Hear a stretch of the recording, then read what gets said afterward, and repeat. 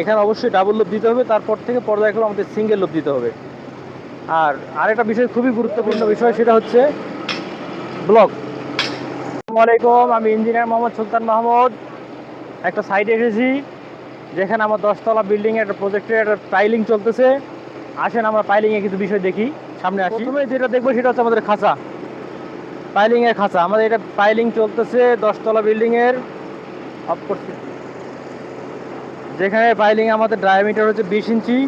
আমরা যদি এখানে দেখি তাহলে অবশ্যই আমরা দেখতে পাচ্ছি এখানে 14 ইঞ্চি আছে। 14 ইঞ্চি মানে 3 3 6 ইঞ্চি কাভারিং। তার মানে আমাদের রিং সাইজ ঠিক আছে। এরপর যদি আমরা রিংয়ের স্পেসিংগুলো দেখি, সবসময় আমাদের রিংয়ের স্পেসিংগুলো দেখতে হবে। 1 2 3 4, 1 2 3, 3 5 15, এই একটু বেশি আছে, 15 ইঞ্চি, তার মানে 5 ইঞ্চি করে স্পেসিং ঠিক আছে। তারপরে আমাদের দেখতে হবে হচ্ছে এই বিষয়গুলো, কিছু কিছু বিষয় আমাদের দেখতে হবে যে আমাদের প্রথমে ডাবল লুপ দেওয়া আছে কিনা রিংয়ের। অবশ্যই এখানে এখানে অবশ্যই ডাবল লুপ দিতে হবে, তারপর থেকে পর্যায়ক্রমে আমাদের সিঙ্গেল লুপ দিতে হবে।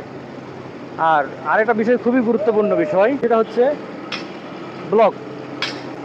অবশ্যই পাইলিংয়ের ক্ষেত্রে অবশ্যই 100 এখানে ব্লক ইউজ করতে হবে। ব্লক ইউজ করার বিকল্প না। হ্যাঁ, আরেকটা বুদ্ধি আছে, সেটা হচ্ছে চেয়ার ব্লক ইউজ করা। দেখ, চেয়ার ব্লক থেকে এই ব্লকটা অবশ্যই বেটার, এই ব্লক ইউজ করা বেটার।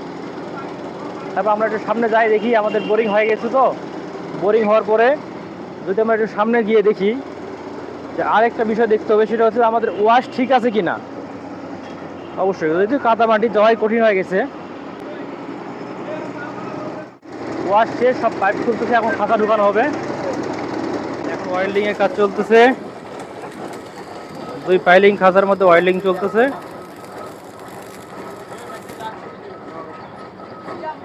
এই ওয়েল্ডিং অবশ্যই 3টে জায়গায় দিতে হবে। প্রত্যেকটা রডের 3টা প্লেসে 3টা জায়গায় দিতে হবে ওয়েল্ডিং। এবং খেয়াল রাখতে হবে যেন ওয়েল্ডিংগুলো যেন ভালো হয়।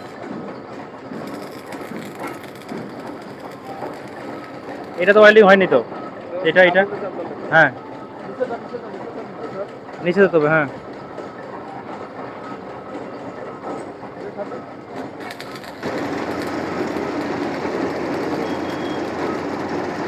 ঠিক আছে, ধন্যবাদ সবাইকে।